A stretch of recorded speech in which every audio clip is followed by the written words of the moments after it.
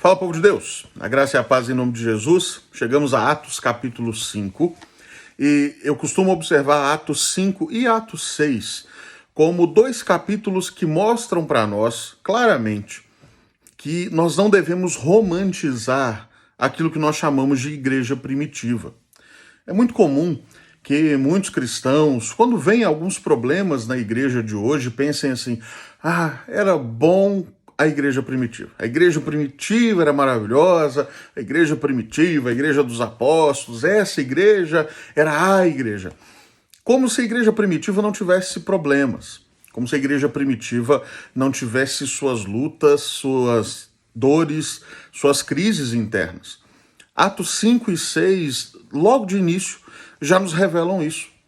Atos 6, nós vamos ver a escolha dos diáconos e vemos que o que motivou tal escolha foi a negligência em ajudar uma parte da igreja. E aqui em Atos 5, vemos que a mentira com o fim de se autopromover já estava acontecendo. Se você se lembrar, no capítulo de número 4, nós temos aqui o registro de Barnabé ofertando um valor provavelmente muito significativo de uma propriedade que vendeu. No capítulo 5, nós vemos um casal, Ananias e Safira, que venderam um terreno que tinham e, tendo vendido o terreno, suponhamos, por um valor de 100 mil, resolveram doar 50 mil e conservar 50 para si, o que não seria um problema. O problema é que mentiram. O problema é que eles venderam por 100, mas chegam para Pedro e falam assim: olha, vendemos por 50 e tá aqui. O que eles queriam era promoção. O que eles queriam com uma mentira deslavada dessas? Senão que alguém olhasse para eles e pensasse assim: olha só como eles são piedosos, deram todo o valor da venda, deram todo o valor do terreno. O texto nos informa que tanto Ananias quanto Safira morrem diante do apóstolo Pedro, em virtude de uma mentira dessas. Deus está tratando a igreja com extrema seriedade desde o início, mostrando que nas coisas dele as coisas devem ser levadas a sério. Ninguém deve ser igreja para se promover. Ninguém deve viver o ambiente da igreja com o propósito de ser exaltado entre os demais. A igreja primitiva não era perfeita, ela tinha seus problemas, e Atos 5 já se inicia nos mostrando essa verdade. O texto prossegue, mas vemos também algo muito positivo. Muitos sinais e prodígios sendo realizados por meio dos apóstolos. E alguns muitas vezes perguntam: mas por que hoje em dia não é assim? Por que nós não vemos tantos sinais e prodígios? Vemos milagres? Claro que vemos. Deus continua agindo. Deus continua manifestando seu poder, sua graça, sua bondade. Deus continua trabalhando. Deus não está morto. Mas, de fato, o índice de milagres visíveis diminuiu de acordo com o tempo dos apóstolos, mas há um motivo para isso. Esses milagres eram a testificação da pregação. Lembre-se que nós estamos aqui num contexto em que a Bíblia ainda não havia sido escrita. O que se tinha era apenas o Antigo Testamento, mas nada no Novo Testamento ainda.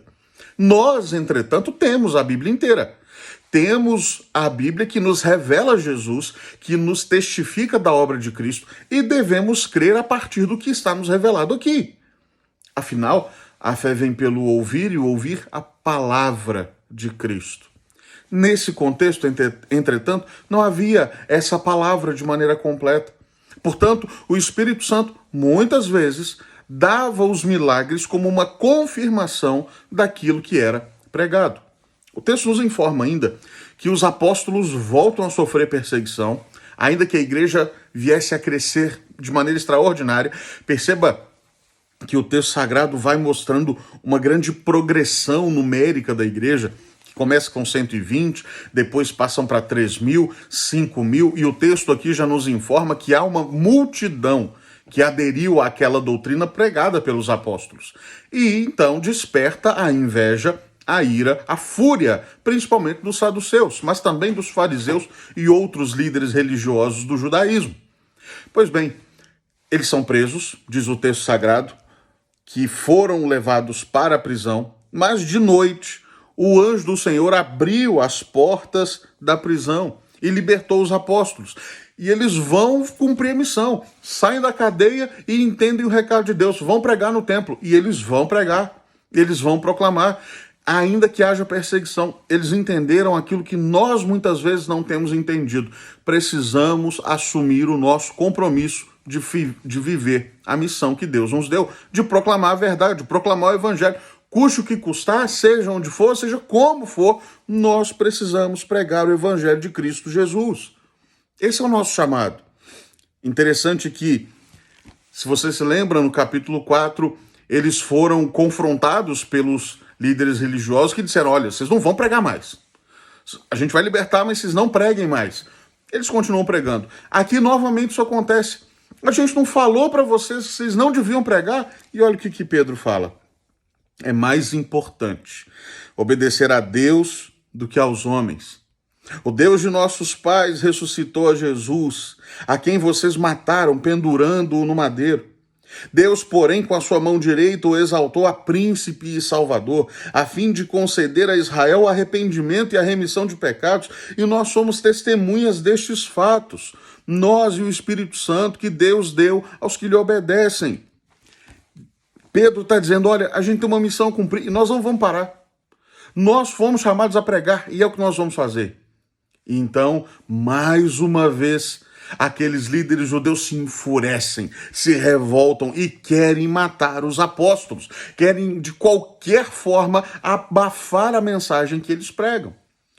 E aí, então, diz o texto, que um fariseu chamado Gamaliel, mestre da lei, respeitado por todo o povo, se levantou no meio dos líderes do judaísmo, no Sinédrio, e deu um parecer. E às vezes a gente lê esse texto e pensa assim: nossa, Gamaliel deu um voto de confiança ao trabalho dos apóstolos, mas não. Gamaliel, de certa maneira, está dizendo: gente, isso daí não vai dar em nada. Vocês estão preocupados com o quê? Parem de se preocupar com essa turminha. Porque, note bem, o texto mostra que Gamaliel primeiro se lembra de Teudas, depois se lembra de Judas o Galileu.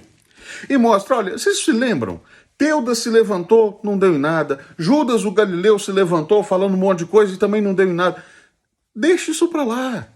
Esses apóstolos, eles estão com essa conversa agora sobre Jesus. Deixa esse negócio. Se for de Deus, vai prosperar. Mas se não for, e na cabeça de Gamaliel provavelmente está assim: se não for e não é, isso não é de Deus, larga isso para lá que isso daí morre.